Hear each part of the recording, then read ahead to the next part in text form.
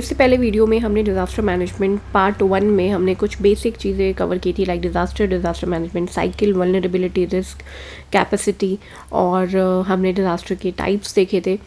ठीक है, बहुत ही बेसिक चीज़ें डिस्कस की थी। और उसमें हमने जो भी मतलब ये जो सीरीज़ चल रही है डिज़ास्टर मैनेजमेंट की, इसमें हम ऑलमोस्ट सब कुछ ही कवर कर लेंगे जो भी यूपीएससी में पहले पूछा हुआ है और उनके सिलेबस में जो भी पॉइंट्स है उसके हिसाब से। ठीक है, उससे पहले मैं आपको क्वेश्चंस दिखाती हूँ प्रीवियस ईयर के।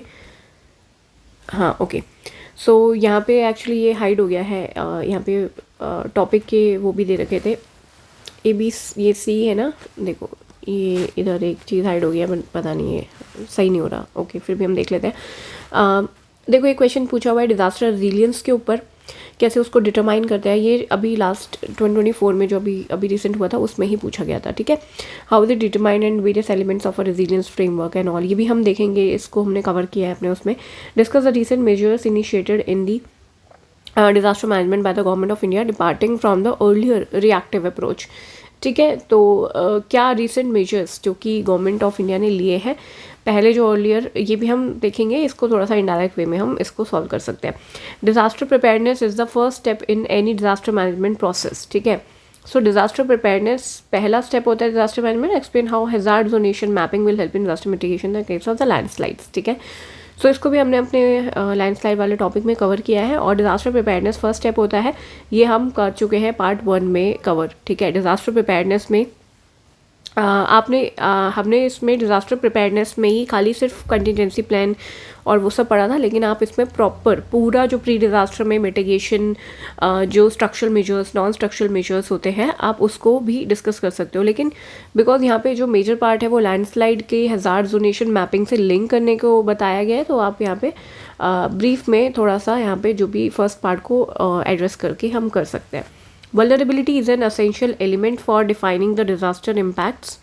So हाँ, ये vulnerability वाला, in what ways can vulnerability to disasters be categorized? ठीक है, characterized, sorry, and different types of vulnerability, ये हमने कल ही डिस्कस किया था कि vulnerability के बारे में पूरा टॉपिक हमने डिस्कस किया था। How important are vulnerability and risk assessment for pre disaster management, ये भी हम डिस्कस कर चुके हैं टॉपिक पार्ट 1 में। As an administrator what are the key areas that you would focus in a disaster management, ये हमने डिस्कस नहीं किया है लेकिन इनडायरेक्टली डिस्कस भी हो चुका है। देखो, एज एन एडमिनिस्ट्रेटर क्या की एरियाज आप फोकस करेंगे डिजास्टर मैनेजमेंट में, तो हमने डिजास्टर मैनेजमेंट की एक साइकिल पढ़ी थी, राइट। डिज़ास्टर मैनेजमेंट में हमने प्री डिज़ास्टर हमें क्या करना होता है, डिज़ास्टर के टाइम पे क्या करना होता है, पोस्ट डिज़ास्टर क्या चीज़ें होती हैं, तो आप उससे ही डिराइव करके इस आंसर को लिख सकते हो, बहुत ईजी वे में ये हो जाएगा। ठीक है, तो व्हाट इज़ डिज़ास्टर रेजिलियंस, ये हमने देख लिया क्वेश्चन, बट इसमें ग्लोबल टारगेट्स भी पूछे थे सेंडाई फ्रेमवर्क के। ठीक है, ये भी हम अभी पढ़ेंगे। और measures taken in India for disaster risk reduction before and after signing, ये भी हम पढ़ेंगे, कैसे ये होगो फ्रेमवर्क से डिफरेंट है, ये भी हम पढ़ेंगे। देन ये क्वेश्चन है फ्लडिंग से रिलेटेड, अर्बन फ्लड से रिलेटेड पूछा हुआ है कि अर्बन फ्लड्स के कॉजेज बताओ, फीचर्स बताओ, रिसेंटली जो लास्ट 2 डिकेड्स में हुए थे, and policies and frameworks in India. ठीक है, ये भी हम देखेंगे। ठीक है, अर्बन फ्लड से रिलेटेड पूछा हुआ है। देन अर्थक्वेक से रिलेटेड पूछा हुआ है कि vulnerability of India to earthquake related hazards. ठीक है, क्या सेलियंट फीचर्स हैं of the major disasters caused by earthquake, India की preparedness for mitigating the impact है सिग्निफिकेंट गैप्स, तो वही बताना है कि क्या चैलेंजेस, क्या गैप्स हम फेस कर रहे हैं अर्थक्वेक से रिलेटेड, क्या हमारे प्रिपेयर्डनेस में गैप है। बहुत मेजर गैप तो यही है कि हमारे पास रेजिस्टेंट, अर्थक्वेक रेजिस्टेंट बिल्डिंग्स जो स्ट्रक्चर्स हैं वो ही नहीं है, उसके अलावा बहुत सारी चीज़ें हैं। ठीक है, ड्रॉट हैज़ बिन, ये ड्रॉट से रिलेटेड था कि mechanism for preparedness to deal with the El Nino and La Nina fallouts, यहाँ पे आप एनडीएमए की गाइडलाइंस दे सकते थे। ठीक है, देन ये हम मतलब करेंगे, सब कुछ हमने कवर किया है। सुनामी से रिलेटेड है। ठीक है, factors responsible, effects on life and economy, NDMA की guidelines, mechanism and occurrence of cloud burst से रिलेटेड 2 क्वेश्चन पूछे हुए हैं। एक तो हुआ था जो उत्तराखंड में, उसी से रिलेटेड कि क्या मेजर्स जो है एनडीएमए गाइडलाइन के अकॉर्डिंग हम क्या मेजर्स ले सकते हैं वो। फिर ऑयल पॉल्यूशन से related, what is its impact on the marine ecosystem and in what way is oil pollution particularly harmful for a country like India. ठीक है, तो ये ऑयल स्पिल वाला है, ये भी हमने कवर किया है। देन डिजास्टर प्रिपेयर्डनेस, ये लैंडस्लाइड से रिलेटेड है, फिर इसके कॉजेज एंड इफेक्ट्स बताने हैं। Important components of national landslide risk management strategy भी हमने डिस्कस कर लेंगे हम। डैम फेलियर्स, ये टॉपिक रह जाएगा, इसको हम अगले मतलब इसे भी हम कर लेंगे। ठीक है, ये मैंने अपने नोट्स में प्रिपेयर नहीं किया है वैसे अभी, डैम फेलियर्स,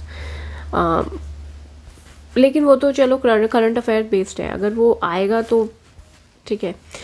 ये है UP specific previous year question कि क्या क्या पूछा हुआ है यूपी में। तो यूपी में सिर्फ इतने ही क्वेश्चन पूछे हुए हैं कि डिजास्टर मैनेजमेंट इंडिया में सेंटर, स्टेट और डिस्ट्रिक्ट लेवल पे, different types and works of disaster management, what is the role of the government in disaster management, will it be appropriate to train local citizens for this, ठीक है। what are the types of disaster, इसकी management बताओ, natural and man made disasters के बारे में distinguish करो, and effectiveness of disaster management system in India. तो यहाँ से काफ़ी चीज़ें हम फर्स्ट पार्ट में ही कवर कर चुके हैं, ये ऑलमोस्ट पूरा कवर हो चुका है। बस जो चैलेंजेस है लाइक इफेक्टिवनेस पूछिए ना, तो आप तो पॉजिटिव भी बताओगे, नेगेटिव भी बताओगे, तो जो नेगेटिव वाला पार्ट है वो हमारा रहता है, ठीक है।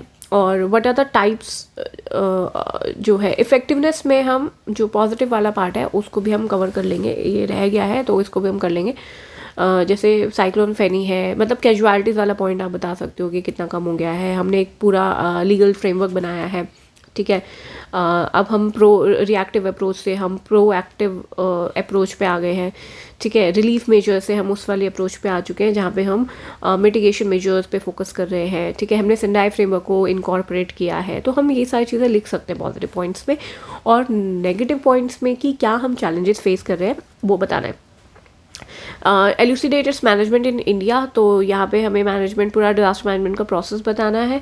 फिर ठीक है, तो ये हम कर चुके हैं ऑलमोस्ट, हमने ये काफ़ी हद तक ये हमने कवर कर लिया है। ये जो सेंटर, स्टेट और डिस्ट्रिक्ट लेवल पे, हाँ सॉरी, डिजास्टर मैनेजमेंट का जो प्रोसेस है वो हम अभी करेंगे कवर। डिजास्टर मैनेजमेंट का प्रोसेस रहता है कि सेंटर, स्टेट और डिस्ट्रिक्ट लेवल पे किस तरीके से हमारा क्या फ्रेमवर्क है, ठीक है, तो वो हम डिस्कस करेंगे। तो हम डिस्कस करते हैं, ठीक है। ओके, तो हम डिजास्टर मैनेजमेंट पार्ट 2 पे आ जाते हैं अपना। हमने पहले की चीज़ें हम देख लेते हैं, हमने क्या क्या इससे पहले डिस्कस किया था। डिजास्टर क्या होता है, डिजास्टर में हैज़ार्ड एंड वल्नरेबिलिटी के बारे में पढ़ा था। हैज़ार्ड क्या होता है, 2 टाइप के, वल्नरेबिलिटीज़ क्या होती हैं, ठीक है, उसका characterization of vulnerability to disaster, ये मतलब ये तो इतना कुछ खास था नहीं। ये एक्चुअली ये टॉपिक इस पर कुछ मिल नहीं रहा था, इसमें इतना ही मिला है। तो अगर किसी और को कुछ और मिलता है तो यू कैन प्लीज़ मतलब यू शुड कमेंट कि आपको कुछ और पता चल रहा है क्या, इसमें क्या लिख सकते थे। ये क्वेश्चन आप यूपीएससी का देखना, उसमें पूछा हुआ था, ठीक है। उसके बाद टाइप्स ऑफ वल्नरेबिलिटी हमने देखा था, थोड़ा सा हमने इसको ज़्यादा ही एलाबोरेट करके लिखा हुआ है, इतना एलाबोरेट करने की ज़रूरत नहीं है, बट ठीक है, समझने के लिए बहुत सही तरीके से हमने इसको पूरा समझा था कि किस टाइप की होती है। देन रिस्क पढ़ा था, रिस्क कैपेसिटी, रिस्क का फॉर्मूला देखा था, ठीक है। एंड कैपेसिटी क्या होती है, सिग्निफिकेंस ऑफ वल्नरेबिलिटी, ये पूछा हुआ है यूपीएससी में। टाइप्स ऑफ डिजास्टर यूपीपीसीएस में पूछा हुआ है, ठीक है। डिफरेंट टाइप ऑफ डिजास्टर्स हमने डिस्कस किए थे, देन इन दोनों का डिफरेंस यूपीपीसीएस में पूछा हुआ है। एंड डिजास्टर मैनेजमेंट साइकिल, ठीक है, ये भी यूपीपीसीएस में पूछा हुआ है और ये यूपीएससी में भी पूछ सकते हैं कि हम, ठीक है। और ये बेसिक फ्रेमवर्क हमें पता भी होना चाहिए, हर एक डिजास्टर में क्या चीज़ें फॉलो की जाती हैं, एक डायग्राम भी बनाना आना चाहिए, ठीक है। यहाँ पे मतलब एक बेसिक डायग्राम जो होता है हमारा, कि इस तरीके से हम pre disaster, post disaster, pre disaster और फिर डिज़ास्टर होने पे क्या करते हैं, ठीक है, वो एक बहुत छोटा सा डायग्राम हम बना सकते हैं। फिर हमने ये पूरा डिस्कस किया था कि क्या क्या स्टेप्स हम फॉलो करते हैं। प्रिपेयर्डनेस वाले पे क्वेश्चन पूछा हुआ है यूपीएससी में कि प्रिपेयर्डनेस क्यों इतना इंपॉर्टेंट है, या क्या क्या चीज़ें उसमें होती हैं, वो सब हमें बतानी होती है ना। तो खाली प्रिपेयर्डनेस पे नहीं पूछा, उसमें प्रिपेयर्डनेस का मतलब है ये आप पूरा ही करोगे, उसमें मिटिगेशन भी आप लिखोगे और फिर प्रिपेयर्डनेस के बारे में भी लिखोगे उस क्वेश्चन में, ठीक है। देन ड्यूरिंग डिजास्टर क्या होता है, पोस्ट डिजास्टर, ये हमने सारी चीज़ें पढ़ ली थी। Importance of disaster risk reduction, ये कहीं पूछा नहीं है लेकिन ये पूछ सकते हैं। डिजास्टर रिस्क रिडक्शन के ऊपर बहुत ज़्यादा फोकस है, G20 में भी बहुत फोकस था, ठीक है। सो examples of disaster management success and failure, ये हमने देख लिया था। फ्रेमवर्क एट ग्लोबल लेवल, अब हमें यहाँ से स्टार्ट करना है, ठीक है। So let's start. Okay, so disaster management framework eight global level, देखो जो हमारा टिल 1980s, यानी कि देखो 1989 में पहली बार एक कॉन्फ्रेंस होती है, UN conference on disaster management, ठीक है। बट ये बहुत ही छोटे लेवल पे है, तो इसको अगर इसे आप इग्नोर भी कर दो क्योंकि मुझे दोबारा कहीं नहीं मिला है इसके बारे में, ठीक है। लेकिन अगर आप लिखना चाहते हो तो लिख सकते हो। लेकिन जो मेन कॉन्फ्रेंस हुई थी वो हुई थी 1994 में, ठीक है। 1994 में योकोहामा कॉन्फ्रेंस होती है, योकोहामा में, ये है हमारा जापान में। इसे फर्स्ट, ये WC क्या है, वर्ल्ड कॉन्फ्रेंस, ठीक है, world conference, first world conference होती है योकोहामा डिक्लेरेशन यहाँ पे साइन होता है और यहीं पे डिसाइड होता है कि 1990 से लेके 1999 तक का जो पूरा डिकेड है that will be decade international decade for natural disaster reduction. Risk reduction नहीं है, नेचुरल डिजास्टर को रिड्यूस करना है, ठीक है। रिस्क की बात नहीं करी है यहाँ पे exactly, but international decade for the natural disaster reduction, मतलब डिजास्टर को कम करना है, इस तरीके से ऐसे फुल फॉर्म है। फुल फॉर्म नहीं है, मतलब ये as a natural disaster reduction का एक इंटरनेशनल डिकेड यहाँ पे डिक्लेयर हुआ था। फिर आती है 2005 में सेकेंड वर्ल्ड कॉन्फ्रेंस होती है, ह्योगो फ्रेमवर्क यहाँ पे होता है 2005 से लेकर 2015 तक के लिए, ठीक है।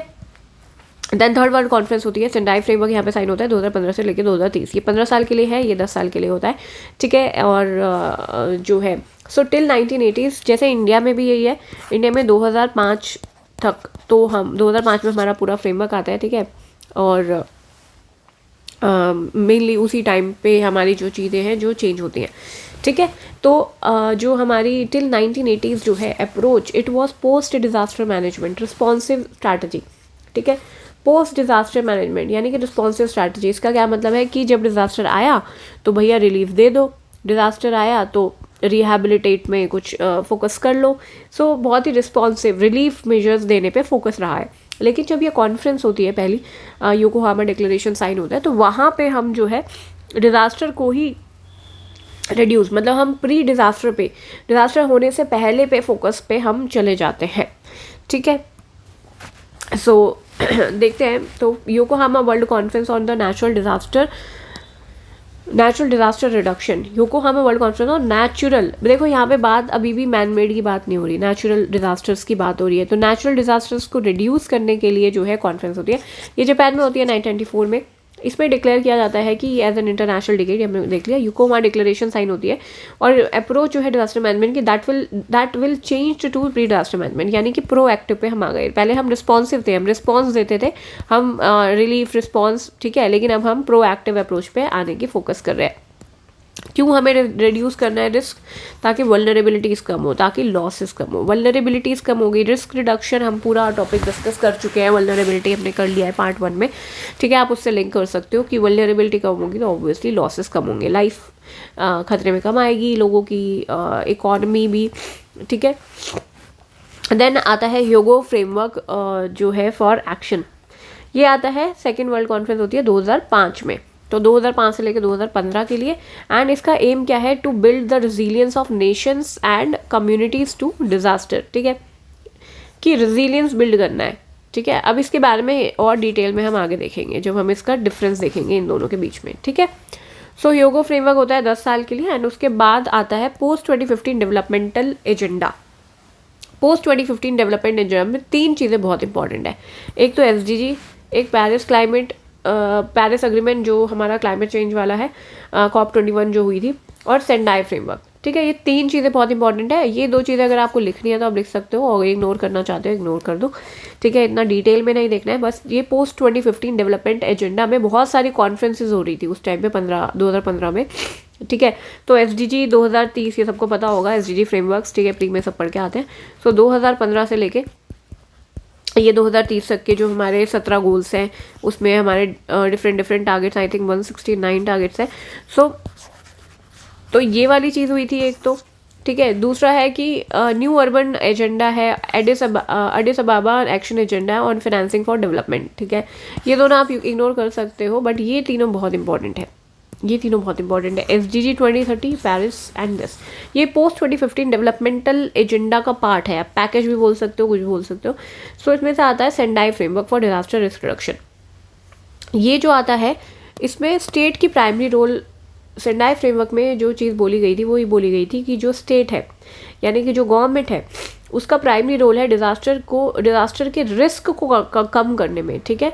लेकिन रिस्पॉन्सिबिलिटी जो है वो शेयर्ड होगी with the other stakeholders mean the local government हो गई, प्राइवेट सेक्टर हो गया, या कोई और अदर स्टेक होल्डर्स जो भी होंगे, ठीक है, जैसे NGO वगैरह भी हो सकते हैं, ठीक है। तो उस तरीके से जो है प्राइमरी रिस्पॉन्सिबिलिटी जो है रिस्क को कम करने की, रिस्क को, ठीक है, यहाँ प्री की बात ही हो रही है, वो स्टेट की है, लेकिन रिस्पॉन्सिबिलिटी शेयर होगी विद दिस।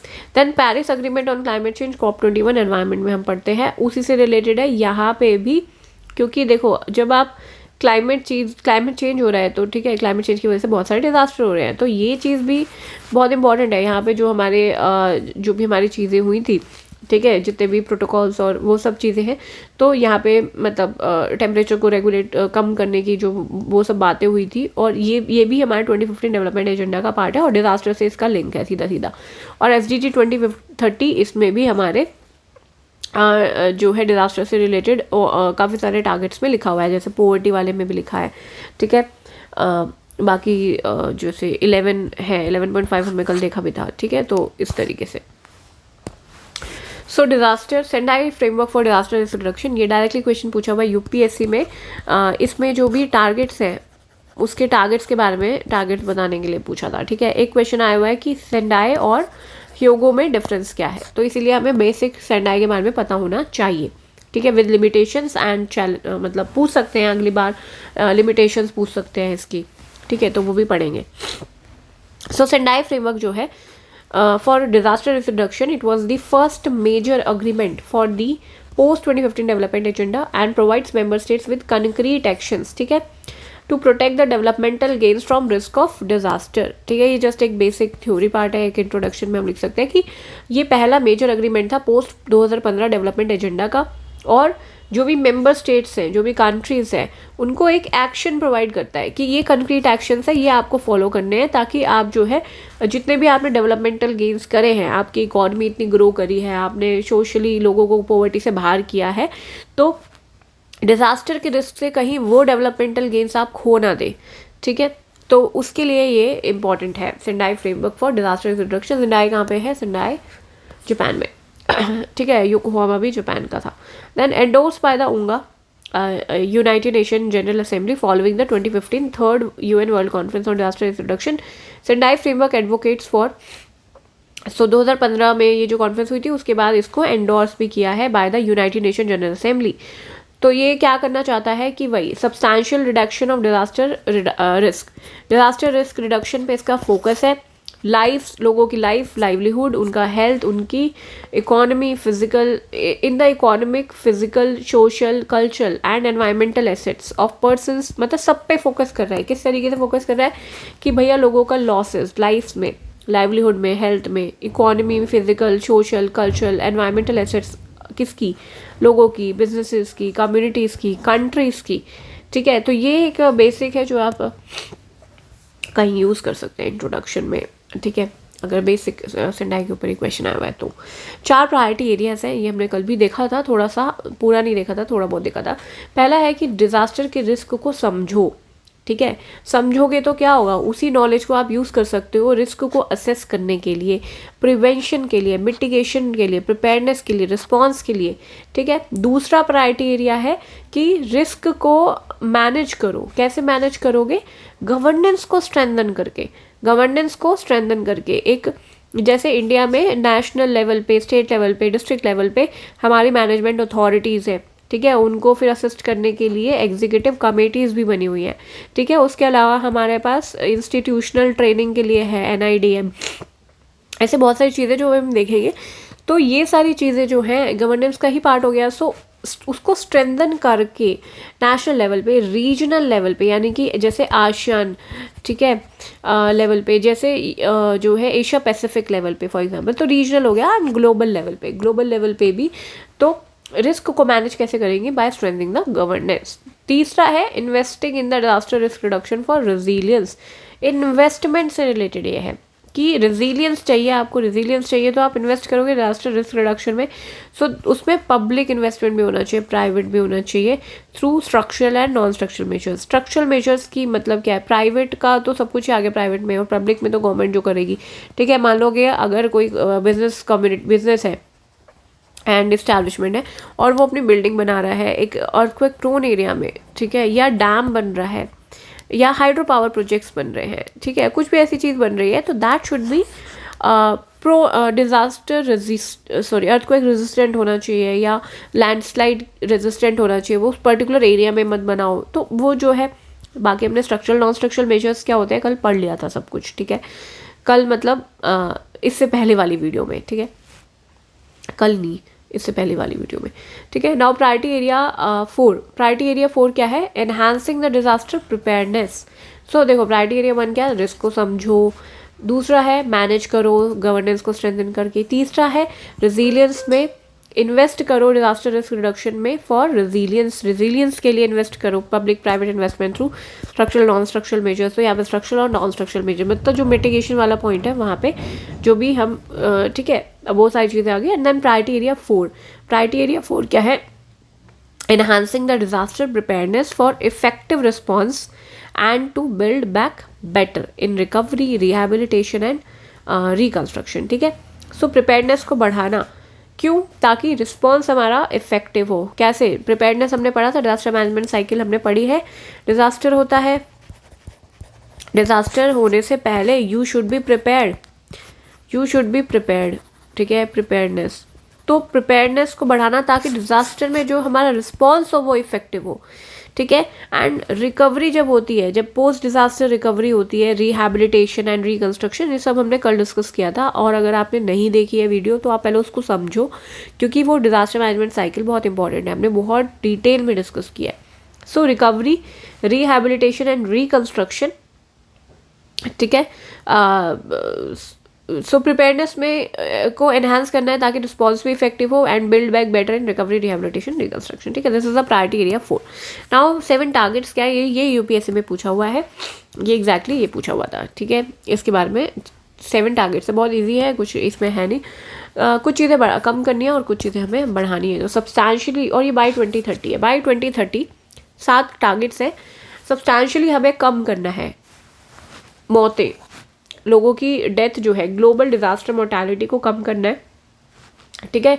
लोअर, ये यहाँ पे है, लोअर एवरेज ग्लोबल फिगर पर 1 लाख, एवरेज ग्लोबल फिगर जो भी है पर 1 लाख कि हर 1 लाख में इतनी मौतों को, जो कि 2005 और 15 में हुई थी, से 2020 और 30 में, मतलब 2005-15 में मान लो कि 100 मौतें हो रही थी, 100 तो बहुत कम हो गई बट चलो ठीक है, 100 मौतें हो रही थी। तो 2020-30 तक, ठीक है, 2020-30 तक हम कितना उसको कम कर पाएंगे, 2030 तक, ठीक है, 2020-30 तक हम कितना कम कर पाएंगे, ये वो है लोअर एवरेज ग्लोबल फिगर पर 1 लाख बिटवीन दिस, ठीक है। यही सेम इसमें है, नंबर ऑफ अफेक्टेड पीपल, मतलब इसमें भी यही है। देखो ग्लोबल डिजास्टर मोर्टेलिटी को हमें कम करना है। अगर आप सिंपल ये भी लिख दोगे तो इट्स ओके, बट अगर आप एक्स्ट्रा लिखना चाहते हो तो यू कैन राइट इट कि लोअर करना चाहते हैं एवरेज ग्लोबल फिगर पर 1 लाख की हर 1 लाख में इतनी मौतें हो रही है, 100 हो रही है फॉर एग्जांपल, तो उसको हम 2005-15 में इतनी हो रही थी और 2020-30 में कितनी होगी। ऐसे ही नंबर ऑफ अफेक्टेड पीपल 2005-15 में कितने थे, 2020-30 में कितने होंगे। Then economic loss in relation to the global GDP. और अच्छा, और ये तीनों चीज़ें हमने 11.5 SDG 11.5 में भी यही सेम चीज़ पॉइंट लिखे हुए हैं, ठीक है। Then in relation to the global GDP हमें इकोनॉमिक लॉस को कम करना है। एंड क्रिटिकल इंफ्रास्ट्रक्चर और बेसिक सर्विसेज का डिसरप्शन, मतलब क्रिटिकल इंफ्रास्ट्रक्चर तो पता ही है आपको क्रिटिकल इंफ्रास्ट्रक्चर में क्या आता है, ठीक है, और बेसिक सर्विसेज का डिसरप्शन हमें ठीक है बाय 2030 कम करना है, ठीक है। इसमें अब इसमें अब ये भी है कि हेल्थ भी है, एजुकेशन फैसिलिटीज़ भी है एंड उनका रेजिलियंस भी हमें बढ़ाना है, ठीक है। तो आप सिर्फ इतना भी लिख दोगे तो इट्स ओके। देन सब्सटैंशियली हमें इंक्रीज क्या करना है, सब्सटैंशियली इंक्रीज करना है द नंबर ऑफ कंट्रीज, ये है कंट्रीज, ठीक है, with national and local disaster risk reduction strategies by 2020 है, ये 2020-30 नहीं है, 2020 ही है, ठीक है। सो नंबर ऑफ कंट्रीज जिनके पास ये स्ट्रैटेजीज हो, मान लो कि अभी सिर्फ अफ्रीका में सिर्फ 10 कंट्री के पास थी, और भी हमें और भी चाहिए कि हम पूरी की पूरी जो हमारी 50 है, वो 50 के करीब है जो भी है, उन सबके पास वो स्ट्रैटेजीज हो, डिजास्टर रिस्क रिडक्शन के स्ट्रैटेजीज हो नेशनल लेवल पे, लोकल लेवल पे, ठीक है। वो कंट्रीज को बढ़ाना है सब्सटैंशियली। एंड देन बाय 2020 था ये international cooperation to developing countries. Developing countries के लिए इंटरनेशनल कोऑपरेशन क्यों चाहिए भाई, उनकी कैपेसिटी जो है ऑलरेडी इतनी कम होती है, ठीक है। तो ताकि जो उनके जो नेशनल एक्शंस वो प्लान कर रहे हैं, ठीक है, so through adequate and sustainable support to complement their national actions for implementation of this framework, ठीक है। So international cooperation to developing countries through adequate and sustainable support to complement their national actions, ताकि जो उनके national actions हैं उनको हम complement कर सके, ठीक है। तो अगर आप ये इतना घुमा फिरा के लिखना नहीं चाहते तो you can just simply write कि सब्सटैंशियली क्या रिड्यूस करना है, ये और ये क्या इंक्रीज करना है, ये international cooperation to developing countries, ठीक है, to complement their national actions, ठीक है, for implementation this framework and availability and access to multi hazard, मतलब अर्ली वार्निंग सिस्टम। बहुत सारे कंट्रीज़ के पास अर्ली वार्निंग सिस्टम होना बहुत इंपॉर्टेंट है, राइट, हमने कल पढ़ा था। अर्ली वार्निंग सिस्टम जो है आपको मिटिगेशन और प्रिपेयरनेस के लिए बहुत ज़्यादा ज़रूरी है, देखो आपको पता ही नहीं होगा कि यहाँ पे सुनामी आने वाले, आप इवैक्यूएट कैसे करोगे, ठीक है, आपने इवैक्यूएट ही नहीं किया तो एकदम से लोग हिट हो जाएंगे और फिर लोग बहुत ज़्यादा मरेंगे, मोर्टालिटी बहुत ज़्यादा बढ़ जाएगी। इसलिए multi hazard early warning system होना बहुत ज़रूरी है and disaster risk reduction information to people. For example glacier lake outburst flood, ये उत्तराखंड में जो फ्लड आए थे उत्तराखंड में, तो उस टाइम पे 2013 में आया, ठीक है। सो उस टाइम पे अर्ली वार्निंग सिस्टम ही इंस्टॉल नहीं था प्रॉपर तरीके से, हम लोगों को बता ही नहीं पाए। तो जब अर्ली वार्निंग ही दे ही नहीं पाए, मतलब वार्निंग ही नहीं दे पाए पहले, तो लोग इवैक्यूएट ही नहीं कर पाए, तो वहाँ पे कितनी सारी मौतें हुई थी। लोग 5,000 के करीब जो है लोग मारे गए थे। भुज में अर्थक्वेक आया था, वहाँ पे भी हम बहुत सारे 20,000 के करीब लोग मरे हैं, ठीक है। ये हम डिस्कस कर रहे थे एक्चुअली, सो मैंने पॉज कर दी थी video. Availability and access to multi hazard early warning system and disaster risk reduction information to people, मतलब early warning system and information to the people, ठीक है, बाई 2030, ठीक है, ये हमने देख लिया। And how is Sendai different from the Hyogo framework for action, ठीक है, ये क्वेश्चन पूछा हुआ है यूपीएससी में।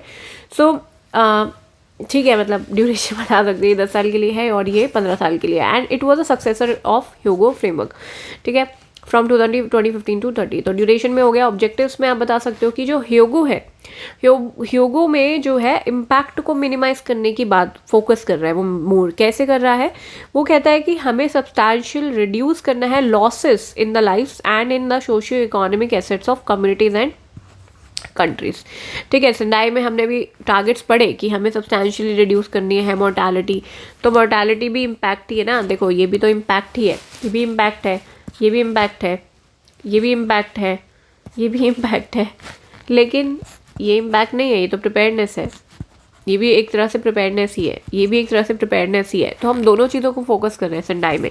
लेकिन जब आप ह्योगो की बात करोगे तो ह्योगो जो है वो losses in the lives socio economic assets में, ठीक है। सो ये कहीं ना कहीं इम्पैक्ट को मिनिमाइज करने की बात कर रहा है, और ये जो है प्रिवेंशन पे भी फोकस कर रहा है, ठीक है, ज़्यादा से ज़्यादा फोकस प्रिवेंशन पे, अभी प्रिवेंशन पे फोकस है बहुत ज़्यादा, तो उससे क्या होगा, इम्पैक्ट ऑल वैसे ही कम हो जाएगा। दूसरा है इसका स्कोप, सेंडाई का स्कोप थोड़ा सा वाइडर है। कैसे वाइडर है, ये मैन मेड हैजार्ड्स को भी कर रहा है डिस्कस, और ये सिर्फ बायोलॉजिकल को ये जो है ह्योगो ये नेचुरल को ही कर रहा है, ठीक है, नेचुरल, ये बायोलॉजिकल की जगह आप नेचुरल लिख सकते हो इधर, ठीक है। देखो यहाँ पे हमने पढ़ा भी था, हमने जब यहाँ पे पढ़ा था ना इंटरनेशनल डिकेड फॉर नेचुरल, ये देखो नेचुरल डिजास्टर रिडक्शन, फर्स्ट में भी यही बात हुई है, और ह्योगो में भी हम जो है हम मैन मेड की बात हमने इतनी नहीं की, लेकिन सेंडाई में हम सब कुछ सारी चीज़ों पे फोकस करेंगे, मैन मेड हो चाहे वो भी हो। और हमने ये भी यहाँ पे अभी मिस टू राइट कि हम जो है स्टेट की प्राइमरी रिस्पॉन्सिबिलिटी होती है, ये मेंशन करना बहुत ज़्यादा ज़रूरी है, ठीक है।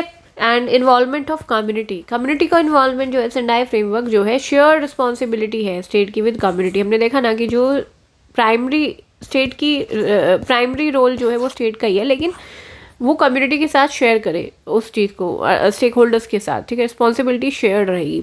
लेकिन ह्योगो में ऐसा कोई प्रोविजन, ऐसी कोई बात ही नहीं हुई। पोस्ट डिजास्टर जो है सेंडाई फ्रेमवर्क जो है उसका ग्रेटर एम्फेसिस है रिकवरी पे, रिहैब पे, रिकंस्ट्रक्शन पे। ह्योगो में ऐसा कोई बात नहीं है as such. Now what are the limitation of Sendai framework. Sendai framework के कुछ लिमिटेशंस हैं, वो क्या है। पहली बात तो ये कि ये नॉन बाइंडिंग है, ठीक है, बाइंडिंग नहीं है। दूसरा, one size fits all approach है, ठीक है। जो इंडिविजुअल कंट्रीज है उनकी भी कुछ कैपेबिलिटीज होंगी, तो ये सब पे एक ही चीज़ लगा रहा है कि तुम्हें बाय 2030 ये करना है, तुम्हें ये करना है, तुम्हें सबको एक ही चीज़ दे रहा है। लेकिन ज़रूरी नहीं है कि ठीक है, सबकी अपनी इंडिविजुअल कैपेबिलिटीज़ होती है, कोई कंट्री तो बहुत इजीली उसको कॉप अप कर जाएगी, लेकिन ठीक है, तो ये सारी चीज़ें। एंड देन नो एडिशनल और प्रिडिक्टेबल फाइनेंस, हाँ वही कि पैसा इंटरनेशनल कॉपरेशन के थ्रू, ऐसे कोई बात नहीं की कि भाई जो स्मॉल आइलैंड कंट्रीज़ हैं, ठीक है, जो मान लो कि क्लाइमेट चेंज, ग्लोबल वार्मिंग के उसकी वजह से वो डूब भी सकते हैं, ये सब, तो वो जो है no additional predictable financial resource, मतलब उनको पैसों के लिए, उनके फाइनेंसिंग से रिलेटेड कोई बात नहीं हुई है। दूसरा चौथा पॉइंट ये है कि no focus on the ways to implement the priorities and the targets, ठीक है। भाई ये तो बता दिया, करो कम करो, ये कम करना है, वो कम करना है, कैसे करना है, वेज ये नहीं बताया है, कैसे कम करना है ये नहीं बताया है, एंड स्पेसिफिसिटी नहीं है। जो टारगेट्स हैं उसमें लिख दिया मोर्टालिटी कम करनी है ना, वही कैसे, वैसे ही दोनों पॉइंट ठीक है सेम है, बट लाइक इसमें स्पेसिफिक चीज़ें नहीं बताई है, मतलब बहुत ही जनरलाइज्ड है, बहुत एम्बिगुअस टारगेट्स है, स्पेसिफिसिटी नहीं है। बट पॉजिटिव भी है कुछ, जैसे कि पहला है first time outcome based targets है, पहली बार आउटकम बेस्ड टारगेट्स की बात हो रही है। सेकंड है it place government at the centre for disaster risk reduction, ठीक है। Equal importance on the all kinds of disaster. तो पहली बार आउटकम बेस्ड टारगेट्स, देखो दोबारा देख लेते एक बार, पहली बार आउटकम बेस्ड टारगेट की बात हो रही है, ठीक है, कि बाय 2030 हमें ये कम करना है, बाय 2020 हमें ये चाहिए कि हमारे सारे कंट्रीज़ के पास क्या हो प्लान हो, क्या यार अभी तो पढ़ा था, मैं ही भूल गई। Number of countries with national and the local disaster strategies हो डिजास्टर रिडक्शन की, ठीक है, बाय 2020, ठीक है। पॉजिटिव्स में it place government at the centre for disaster risk reduction, equal importance on all kinds of disaster, ठीक है, man made को भी ये लेके चल रहा है। Disaster risk reduction now seen as holistic, including all the stakeholders and all the services, ठीक है, पूरा एक holistic and focus on the pre-disaster management and post-disaster management, दोनों पे फोकस है, प्री पे भी पोस्ट पे भी। आगे बढ़े, देखिए अभी है structure of disaster management in India. Now this is also very important, ये यूपी में स्पेसिफिकली पूछा हुआ है और यूपी पीसीएस में भी, ये यूपी क्या बोल रही हूँ मैं, सॉरी, यूपीएससी में भी पूछा है और यूपी वाले में भी पूछा हुआ है, ठीक है। सो और ये हमें पता भी होना चाहिए।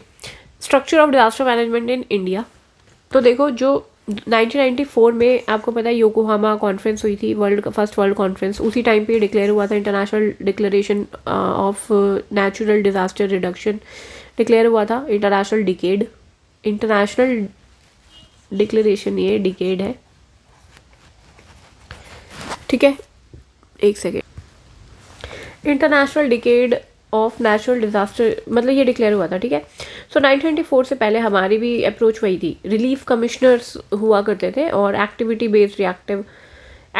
बेस्ड रिएक्टिव सेटअप, मीन्स की डिजास्टर आया और तो हम रिलीफ मेजर्स वगैरह जो सेम है जैसा पहले चल रहा था, रिलीफ बेस्ड अप्रोच थी। लेकिन 1990s में डिजास्टर मैनेजमेंट सेल बनाया जाता है। ये कब बनाते हैं हम, जब हमारी 1994 के बाद ही, 1994 में जो योकोहामा डिक्लेरेशन होती है ना कि नेचुरल डिजास्टर्स को कम करना है, उस टाइम पे डिजास्टर मैनेजमेंट सेल बनाया जाता है मिनिस्ट्री ऑफ एग्रीकल्चर के अंडर, ठीक है। लेकिन उसके बाद 1999 में उड़ीसा में साइक्लोन आ जाता है जिसमें 10,000 से भी ज़्यादा लोग मारे जाते हैं, भुज में 20,000 से भी ज़्यादा लोग मारे जाते हैं, ठीक है। 2002 में फाइनली हम क्या करते हैं कि डिजास्टर मैनेजमेंट सेल को, ये जो बनाया था एग्रीकल्चर वाली मिनिस्ट्री में, इसको उठा के होम अफेयर्स में ले आते हैं, मिनिस्ट्री ऑफ होम अफेयर्स में, ठीक है। ये बनती है जेसी पंत कमेटी, भुज अर्थक्वेक के बाद जेसी पंत कमेटी बनती है और जेसी पंत कमेटी कहती है कि इसको होम अफेयर्स के अंडर लेके आओ, एग्रीकल्चर में नहीं। तो ये डिजास्टर मैनेजमेंट सेल को हम यहाँ पे कर देते हैं शिफ्ट। फिर 2004 में आ जाती है सुनामी, ये आपको पता ही होगा, है ना। तो 2004 में सुनामी आती है, जो सुमात्रा में अर्थक्वेक आया था उसकी वजह से सुनामी आती है और इंडिया में भी करीब आई थिंक 9-10 हज़ार लोग मरे थे, एक बार देखना पड़ेगा, बट हाँ आई थिंक इतने ही मरे थे। 2005 में फिर हमारा इस सुनामी के बाद डिजास्टर मैनेजमेंट एक्ट 2005 हमने पूरा एक फिर अपना अच्छा खासा एक इंस्टीट्यूशनल फ्रेमवर्क लेकर आते हैं। फिर उसी इंस्टीट्यूशनल फ्रेमवर्क को और वो करने के लिए स्ट्रॉन्ग पॉलिसीज़ लेके आते हैं। 2009 में पॉलिसी आती है और 2016 में प्लान आता है। 2019 में इसी प्लान को हम अपडेट करते हैं, ठीक है, अपडेट करते हैं। और 2016 से पहले इधर सेंडाई फ्रेमवर्क, ठीक है। 2005 में ह्योगो, ठीक है, सेंडाई होता है, उसके बाद हमारा प्लान आता है।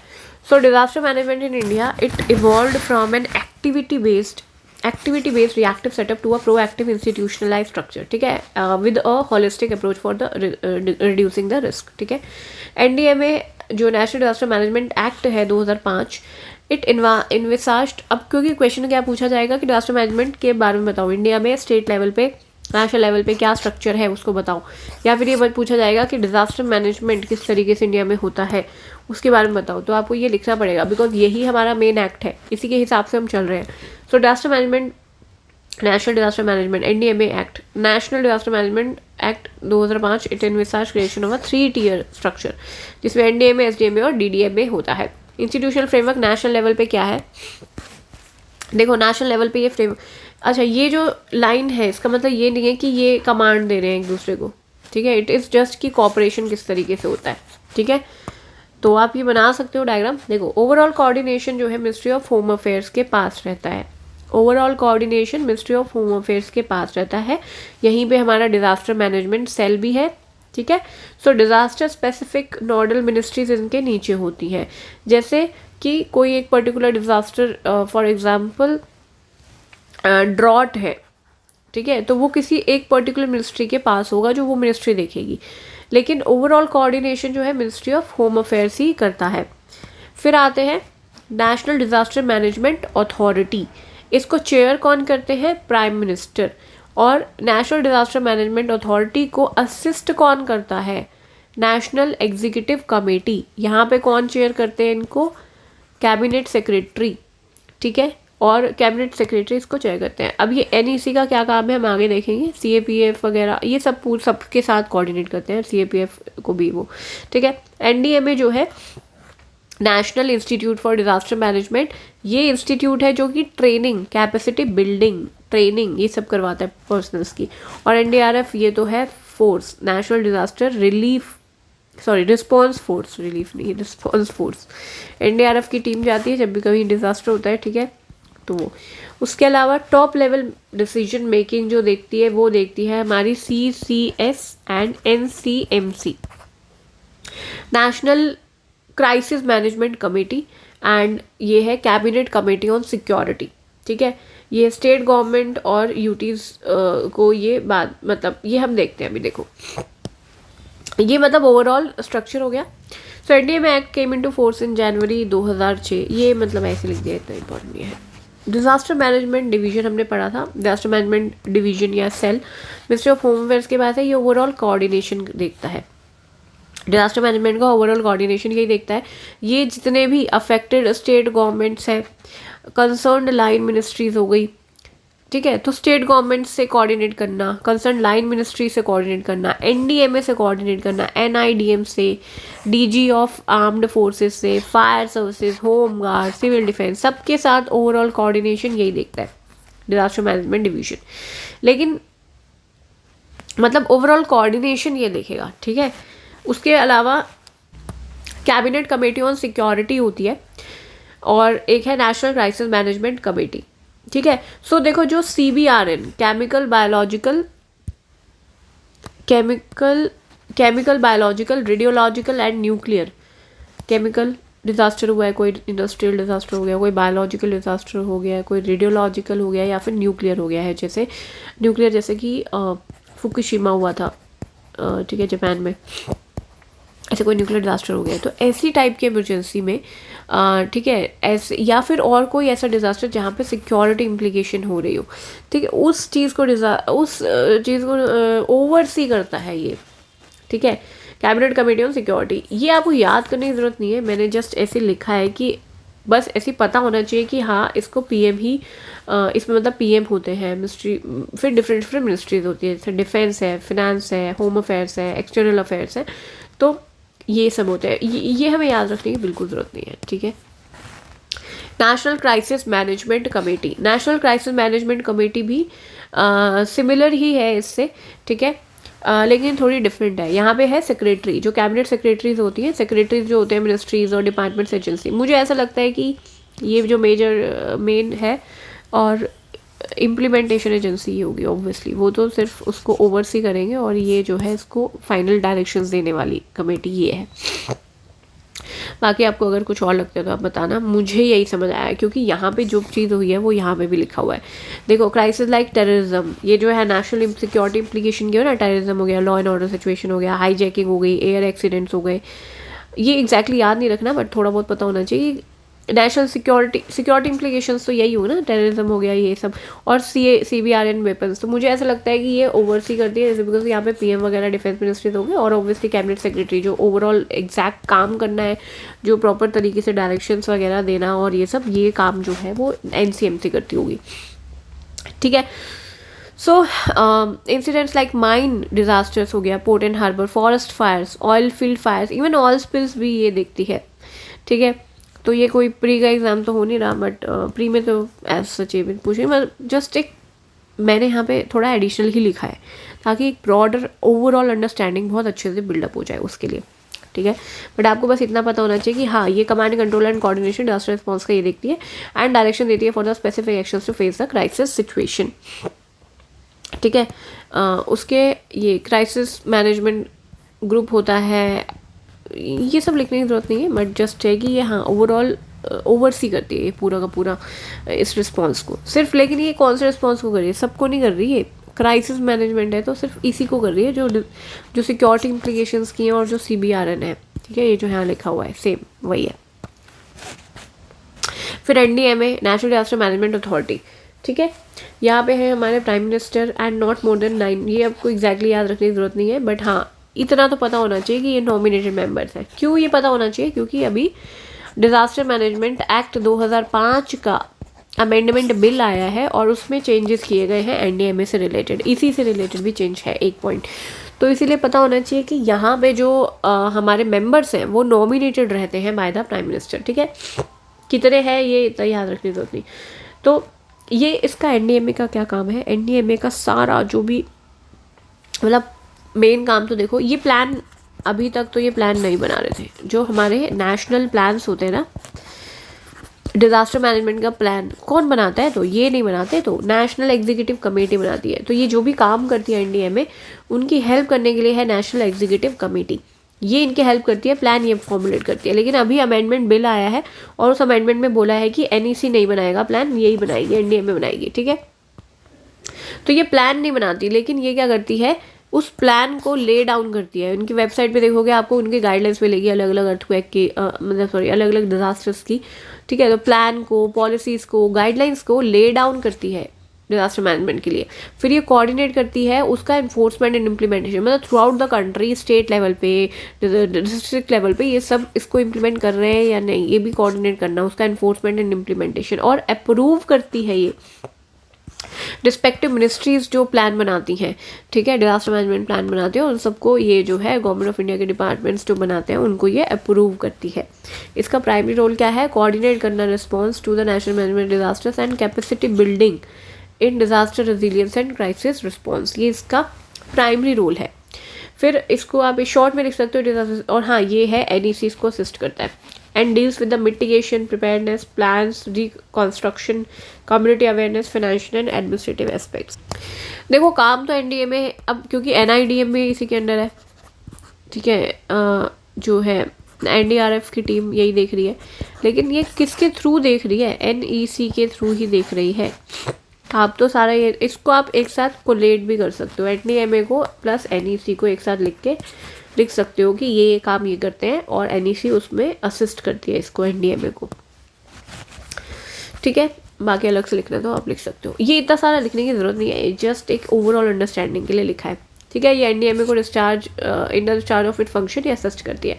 इसमें सेक्रेटरीज होते हैं, होम सेक्रेटरी जैसे इसका चेयरमैन होता है, और सेक्रेटरीज ऑफ अदर मिनिस्ट्रीज, ठीक है। मुझे लगा था कैबिनेट, बट होम होते हैं, ठीक है, ठीक है। सो नेशनल प्लान को प्रिपेयर करती है ये। अब ये इंपॉर्टेंट क्यों है, क्योंकि अमेंडमेंट में क्या बोला है कि NEC NDMA बनाएगा, बाकी वही फिर ये कोऑर्डिनेट करती है, सबके साथ कोऑर्डिनेट करने का काम है। ये आपको अलग से लिखने की ज़रूरत नहीं है क्योंकि सिर्फ इसके ऊपर तो कोई क्वेश्चन आ नहीं रहा, बट ये कोऑर्डिनेट करती है, मॉनिटर करती है इम्प्लीमेंटेशन ऑफ नेशनल पॉलिसी। ये जितने भी हमारे AF क्या आर्म फोर्सेस, CAPF, NDRF, इन सब के साथ कोऑर्डिनेट करना, स्पेशलाइज साइंटिफिक एजेंसीज़ के साथ कोऑर्डिनेट करना जो अर्ली वार्निंग देती है, जैसे IMD हो गया, उससे कोऑर्डिनेट करना। ठीक है, ये आपको एग्जैक्टली लिखना नहीं है, बट आपको पता होना चाहिए कि काम क्या कर रही है, ये क्या काम कर रही है। ठीक है, डायरेक्ट एनी डिपार्टमेंट और agency of the government to make available to the NDMA SDMA की भाई हमें जो है किसी भी एजेंसी को ये बोल सकती है कि NDMA SDMA को जो है इतने लोग चाहिए, मटेरियल चाहिए, रिसोर्सेज चाहिए इमरजेंसी रिस्पॉन्स के लिए। ठीक है, और ये इसके बहुत सारे काम है और भी, मतलब सारा काम जो ओवरऑल जो पूरा का पूरा काम है ना, जो मेजर काम सारा का सारा जो भी डिजास्टर की मिटिगेशन से रिलेटेड, प्रिपेयरनेस, एवरीथिंग इज सब कुछ NEC करती है। ठीक है, कोऑर्डिनेशन वाला काम। ओके, कोऑर्डिनेट करती है SDRF के साथ और होम गार्ड्स के साथ, सिविल डिफेंस वॉलंटियर्स के साथ, इन सब के साथ ये कोऑर्डिनेट भी करती है।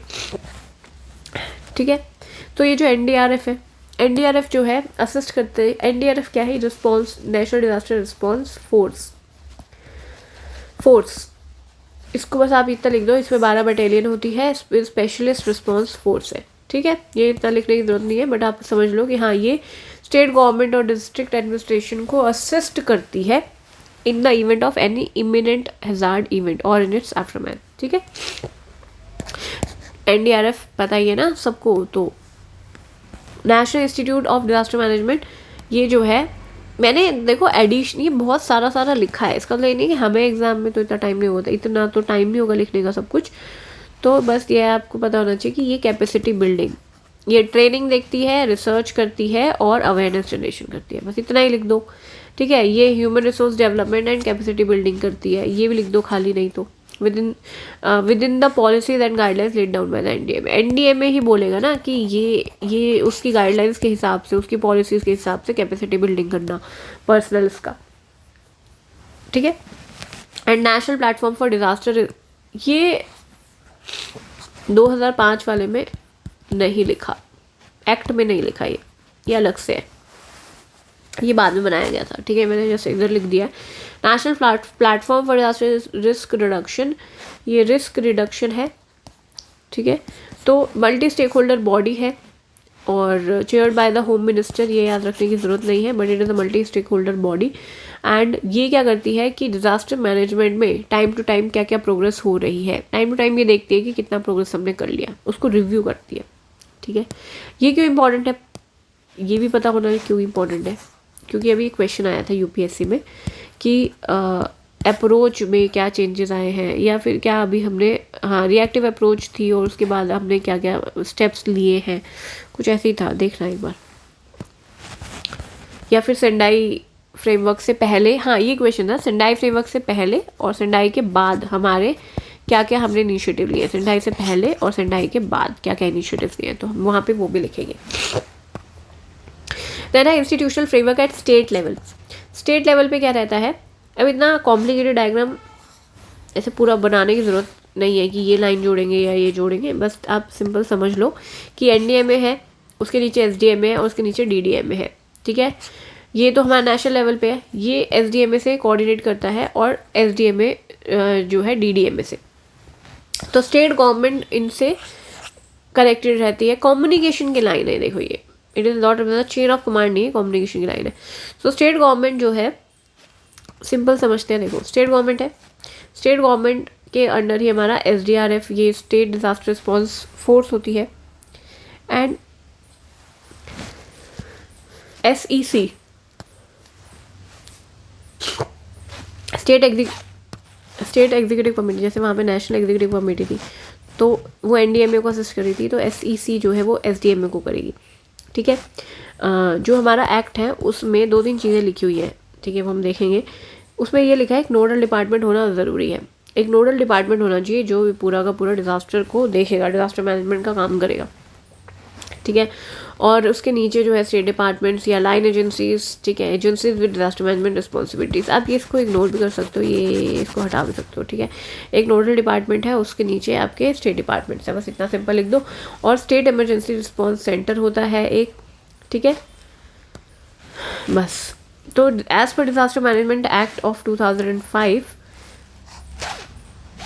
each state in the India and Union Territory shall have its own institutional framework for disaster management, कि हर एक स्टेट में अपना एक फ्रेमवर्क होगा, SDM में होगा और फिर अलग अलग डिस्ट्रिक्ट्स में DDM में होंगे, ठीक है। So requirement from each state and union territory, ये जस्ट ऐसे लिखा हुआ है कि फंड्स का एलोकेशन करे, वो अर्ली वार्निंग सिस्टम इस्टेब्लिश करे और वो स्टेट और union territory disaster management plan को प्रिपेयर करे, इंटीग्रेशन करे प्रिवेंशन एंड मिटिगेशन मेजर्स का into the state and union territory development plans, ठीक है।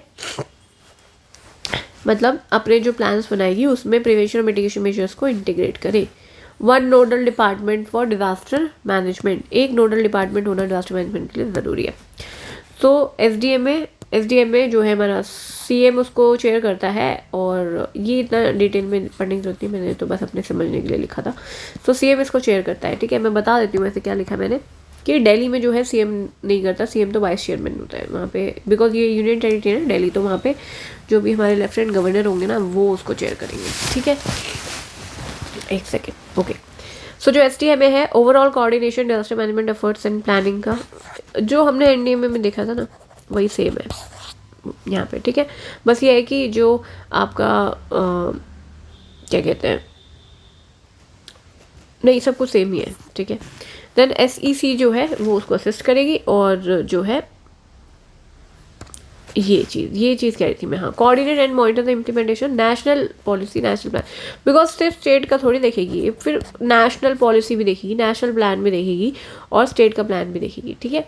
एंड प्रोवाइड करेगी information to the NDMA related to the different aspects. NDMA ने अगर कुछ पूछा है या उसको इन्फॉर्मेशन डिजास्टर मैनेजमेंट से रिलेटेड जो भी इन्फॉर्मेशन देनी है या ठीक है उसे कोऑर्डिनेट करना, वो सब SEC का काम है।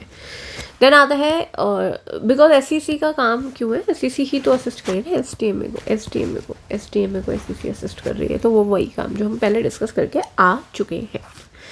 देन आता है डिस्ट्रिक्ट लेवल पे DDMA है। इसको चेयर कौन करता है, ये इंपॉर्टेंट है, डिस्ट्रिक्ट कलेक्टर, डिस्ट्रिक्ट मैजिस्ट्रेट या फिर डिप्टी कमिश्नर, ठीक है। तो मैजिस्ट्रेट हो गया, कलेक्टर हो गया, डिप्टी कमिश्नर, जो भी वहाँ पे उस टाइम पे होते हैं, तो वो उसको चेयर करेंगे, जो भी डिस्ट्रिक्ट में हेड कर रहा है उसको, कलेक्टर है या कलेक्टर है या फिर मैजिस्ट्रेट है, plus elected representative of the local. को चेयर कौन करेगा, को चेयर करेगा जो अर्बन लोकल बॉडी है ना, ठीक है, या फिर PA पंचायती राज इंस्टीट्यूशन वाली, सो उनके जो इलेक्टेड रिप्रेजेंटेटिव हैं वो को चेयर बनेंगे उसके, ठीक है। अब DDMA का क्या काम है, DDMA का फिर सारा काम है जो ग्राउंड लेवल पे इम्प्लीमेंटेशन है ना, सब कुछ हर चीज़ का वो यही करेगा, और डिजास्टर मैनेजमेंट प्लान भी बनाएगा डिस्ट्रिक्ट के लिए, ठीक है। प्लानिंग करेगा, कोऑर्डिनेट करेगा, इम्प्लीमेंटिंग बॉडी है डिस्ट्रिक्ट लेवल पे, सब कुछ प्लान करना, कोऑर्डिनेट करना, इम्प्लीमेंटेशन भी यही देखेगा। Take all necessary measures in accordance with the guidelines laid down by the SDMA and NDMA, जो भी गाइडलाइंस उन्होंने बनाई है उसके हिसाब से काम करना। फिर डिजास्टर मैनेजमेंट प्लान बनाना डिस्ट्रिक्ट लेवल पे, एंड मॉनिटर करना implementation of all the relevant national, state, district policies and plans. So national, state, district policies and plan, उन सब का, ठीक है, मॉनिटर करना, इम्प्लीमेंटेशन सबका, नेशनल पॉलिसी का, स्टेट वाला, डिस्ट्रिक्ट वाला, सब कुछ।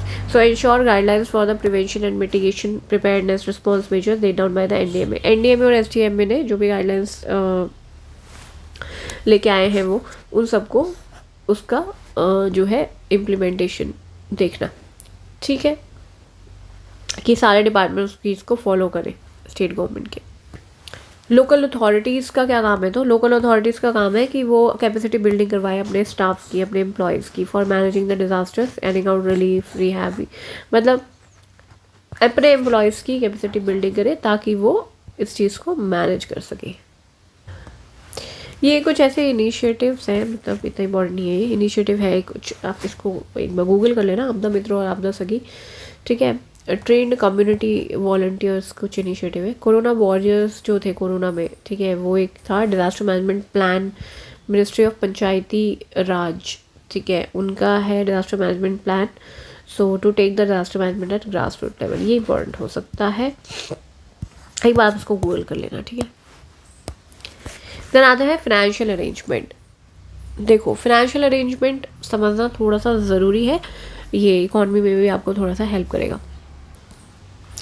फाइनेंशियल अरेंजमेंट में देखो नेशनल कैलेमिटी कंटिजेंसी ड्यूटी लगती है और वो नेशनल कैलेमिटी कंटिजेंसी फंड में पैसा जाता है, था मतलब नेशनल कैलेमिटी कंटिजेंसी फंड में ये नेशनल कैलेमिटी कंटिजेंसी ड्यूटी लगती थी ना, जो हमारे जैसे हमारा टैक्स वगैरह लगता है उसी में, तो ये जो ड्यूटी है ये अभी भी लगती है। तो ये जो पैसा है ये NCCF में जाता था। अब इसी को NDMA एक्ट जब 2005 आता है तो उसमें हम नेशनल डिजास्टर रिस्पॉन्स फंड, ये रिस्पॉन्स फंड है, so national disaster response fund and state disaster response fund ये बनाए जाते हैं। तो ये नेशनल कैलेमिटी कंटिजेंसी फंड को ही रीनेम कर दिया जाता है एज NDRF, ठीक है। मतलब ये जो पैसा है ना अभी कैलेमिटी कंटिजेंसी ड्यूटी है उसमें आता है। सो ये पब्लिक अकाउंट में इसका पैसा आता है। सिवियर डिजास्टर में ये SDRF यानी कि स्टेट डिजास्टर रिस्पॉन्स फंड को सप्लीमेंट करता है। अगर उसके पास एडिक्वेट फंड ना हो तो ये NDRF से पैसा स्टेट गवर्नमेंट को दिया जाता है, ठीक है। सो SDRF क्या है, state disaster response fund, NDMA act 2005 में बोला गया था ये दोनों बनाने के लिए। और भी चीज़ें बताई थी वो देखेंगे अभी। ये दोनों तो बोले थे और भी बताए थे, मतलब उन्होंने रिस्पॉन्स भी बोला था एक्ट में और मिटिगेशन के लिए भी फंड बोला था। National disaster response fund, national disaster response fund, state disaster response fund, फिर मिटिगेशन के लिए फंड भी बोला था, लेकिन मिटिगेशन का कभी बना ही नहीं था। तो कब बना था अभी देखते हैं। NDRF जो है ये हमने देख लिया।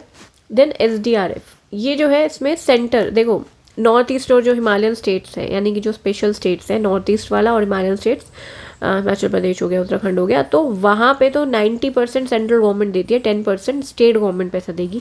और बाकी जितनी भी स्टेट्स हैं वहाँ पे 75% state central government and 25% state, ठीक है। और ये एक प्राइमरी फंड है स्टेट गवर्नमेंट्स के पास। बाकी अगर इसमें पैसा ना हो तो फिर NDRF से पैसा मिल जाता है स्टेट्स को कभी डिज़ास्टर आए तो, ठीक है, सिवियर डिज़ास्टर में। सो डिज़ास्टर्स, अब यहाँ पे एक डिज़ास्टर की लिस्ट होती है, ये आपकी डिज़ास्टर्स की लिस्ट है, ठीक है। सो डिज़ास्टर्स कौन कौन से इसमें कवर्ड होते हैं, जैसे ये आपको याद नहीं रखना पर आपको एक ओवरऑल पता होना चाहिए। मेजर सारे डिज़ास्टर्स कवर हो जाते हैं, जैसे साइक्लोन, अर्थक्वेक, सुनामी, ड्रॉट, ये सब है, लैंडस्लाइड वगैरह, ये सब याद नहीं रखना एग्जैक्टली, बट हाँ फ्लड वगैरह ये सब होते ही होंगे, है ना। कोल्ड वेव भी कवर्ड है लेकिन हीट वेव कवर्ड नहीं है, ये इंपॉर्टेंट है कि आप ये याद रखो कि क्या कवर्ड नहीं है। हीट वेव कवर्ड नहीं है, लाइटनिंग कवर्ड नहीं है, हीट वेव और लाइटनिंग कवर्ड नहीं है, ठीक है। इवन पेस्ट अटैक भी कवर्ड है। पेस्ट अटैक इसमें है बायोलॉजिकल डिज़ास्टर, ठीक है। सो ये नेचुरल डिज़ास्टर्स की एक लिस्ट होती है और उस लिस्ट के अकॉर्डिंग हमारा जो है, ठीक है, ये जो है इसके हिसाब से इनको पैसा मिलता है कि अगर ऐसा ये जो भी लिस्ट में जो भी डिज़ास्टर्स हैं ऐसा कोई डिज़ास्टर आता है तो गवर्नमेंट उसको SDRF से पैसा ले सकती है। NDRF में से भी पैसा मिलेगा अगर ये सफिशिएंट नहीं हुआ इसका पैसा तो स्टेट का। 14th फाइनेंस कमीशन में ये बोला गया था कि 10% जो SDRF का पैसा है, 10% SDRF का पैसा, यानी कि जो स्टेट गवर्नमेंट तो वैसे भी 25% दे रही है और 10% दे रही है नॉर्थ ईस्ट और हिमालयन के टाइम उसमें, तो वो लोकल डिज़ास्टर्स के लिए यूज़ कर सकते हैं। एक्चुअली होता क्या है, जब लाइटनिंग के बहुत ज़्यादा केसेस होते हैं, लाइटनिंग से बहुत सारे लोग मरते हैं और वो पैसा वो क्योंकि इसमें कवर्ड नहीं है, हीट वेव इसमें कवर्ड नहीं है, तो ऐसा डिज़ास्टर होने पे स्टेट गवर्नमेंट के एफर्ट्स कम रह जाते हैं। वो पैसा यूज़ कैसे करेगी? अगर आप बोलोगे कि सिर्फ इन्हीं डिज़ास्टर्स के लिए पैसा निकालना है SDRF से, तो अगर लाइटनिंग में अगर रिलीफ देना होगा गवर्नमेंट को तो गवर्नमेंट कैसे पैसा देगी, ठीक है। तो उसके लिए जो है 10% 14 फाइनेंस कमीशन में बोला था कि 10% जो है वो लोकल डिज़ास्टर्स के लिए, जो भी इस notified list ministry of home affairs बनाती है, नोटिफाइड लिस्ट, इस notified list natural disaster notified list है ये, तो नोटिफाइड लिस्ट में फायर भी इसमें क्योंकि कवर्ड है, ठीक है, में जो कवर नहीं है, जो इंक्लूडेड नहीं है, उसके लिए 10% पैसा गवर्नमेंट स्टेट गवर्नमेंट्स यूज़ कर सकती है। अब देखो, जो नेशनल डिज़ास्टर मिटिगेशन फंड है और स्टेट डिज़ास्टर मिटिगेशन फंड्स हैं, ये जो है ये भी बोला था 2005 वाले एक्ट में, लेकिन ये कभी बने ही नहीं थे। ठीक है, लेकिन it was not constituted for long time, लेकिन 15th फाइनेंस कमीशन ने रिकमेंड किया, तो अब फाइनली 2020-21 में ये बनाए गए हैं। और ये जो फंड है ये अब हर स्टेट गवर्नमेंट में एनडीआरएमएफ तो एक ही होगा, एसडीएमएफ जो है सब स्टेट गवर्नमेंट का होगा। तो तेलंगाना के अलावा अभी रिसेंटली तेलंगाना को छोड़ के सबने कॉन्स्टिट्यूट कर लिया है। इसमें होता क्या है, ये जो स्टेट डिजास्टर मिटिगेशन फंड है, मिटिगेशन तो हम पहले पढ़ के आए हैं, मिटिगेशन के मेजर स्ट्रक्चरल नॉन स्ट्रक्चरल ये सब के लिए पैसा यूज़ होगा। ठीक है, लेकिन जो ये मिटिगेशन फंड है स्टेट वाला, इसमें ये बोला था कि ये जो लार्ज स्केल मिटिगेशन इंटरवेंशन है ना, जैसे कि मान लो कि फ्लड के लिए एम्बैंकमेंट्स बनानी है, अब उसमें तो बहुत सारा पैसा लगेगा। ड्रॉट रेजिलियंस के लिए कुछ आपको करना है, जैसे इरिगेशन के प्रोजेक्ट्स करने हैं, तो ये बड़े बड़े प्रोजेक्ट्स हैं, ये नॉर्मल रेगुलर डेवलपमेंट स्कीम से आप करोगे। तो ये जो मिटिगेशन फंड है स्टेट एसडीएमएफ का, ये पैसा फिर कहाँ से, मतलब किन चीज़ों के लिए हम मिटिगेशन फंड को यूज़ कर सकते हैं? तो लोकल लेवल के जो कम्युनिटी बेस्ड इंटरवेंशंस है which decrease the risk and promote environment friendly settlements and livelihood practices. ठीक है, तो इन चीज़ों के लिए ये है। ठीक है, इतना समझने की ज़रूरत है कि देखो, नॉर्मल सिंपल समझो, उसको रटो मत, कि लोकल लेवल और community based interventions which decrease the, मतलब कोई आपको local level community based intervention करनी है। ठीक है, कोई एनवायरनमेंट फ्रेंडली सेटलमेंट, कुछ आपको मान लो लैंडस्लाइड के लिए कुछ ऐसी चीज़ करनी है जो उस लोकल लेवल पे आपको ठीक है, बहुत ज़्यादा पैसा नहीं लग रहा है, बहुत ज़्यादा डेवलपमेंट का बहुत बड़ा सा कुछ काम नहीं करना, तो आप उसमें से ये पैसा ले सकते हो। ठीक है, बट अगर बड़े बड़े डैम बनाने हैं, एम्बैंकमेंट्स करनी है, तो वहाँ पे तो आपको नॉर्मल गवर्नमेंट स्कीम से ही पैसा लेना पड़ेगा। ठीक है, लेकिन अगर लाइटनिंग और हीट वेव से रिलेटेड कोई मिटिगेशन प्रोजेक्ट करना है तो भी आप ले सकते हो पैसा मिटिगेशन से। ठीक है, ये मैं अंडरस्टैंडिंग के लिए बता रही हूँ। ठीक है, आपको पता होना चाहिए कि भाई ये पैसा कहाँ से कहाँ यूज़ होने वाला है। इंटरव्यू में भी तो पूछ सकते हैं ना। तो अदर प्रोजेक्ट्स के लिए approval by the ministry of home affairs. ठीक है, मतलब और भी चीज़ों के लिए यूज़ किया जा सकता है, लेकिन उसके लिए अप्रूवल लेना पड़ेगा। आपको एग्जैक्टली ये याद रखने की ज़रूरत नहीं है कि ये किससे अप्रूवल लेना होता है, क्या होता है, किसके लिए यूज़ करना है, क्या नहीं। बस एक आप ओवरऑल ब्रॉड आइडिया लो कि जो बड़े बड़े प्रोजेक्ट्स हैं उसके लिए नहीं है, छोटे मोटे लेवल पे जो छोटे मिटिगेशन मेजर्स हैं ना, उनके लिए ही ये यूज़ होगा। ये जस्ट अंडरस्टैंडिंग पर्पस के लिए है। ओके, फिर है 15th फाइनेंस कमीशन ने एक और चीज़ बोली थी। एक तो हमने मिटिगेशन फंड वाला देख लिया, एक और बोला था disaster risk management fund, disaster risk management fund, state disaster risk management fund, national disaster risk management fund. तो इसमें बोला था कि एक ऐसा फंड बनाओ और 80% इस डिजास्टर रिस्क मैनेजमेंट फंड का पैसा जो है वो आप जो है रिस्पॉन्स फंड में डाल दो और 20% पैसा मिटिगेशन फंड में डाल देना इसका। ठीक है, कवर हो गया। अब हम देखते हैं कि measures taken in India before signing the Sendai framework. ठीक है, तो इसे नेक्स्ट पार्ट में करते हैं। ये जो है ये फिर नेक्स्ट पार्ट बहुत छोटा रहेगा। ठीक है, उसमें करते हैं और भी चीज़ें इसमें करेंगे।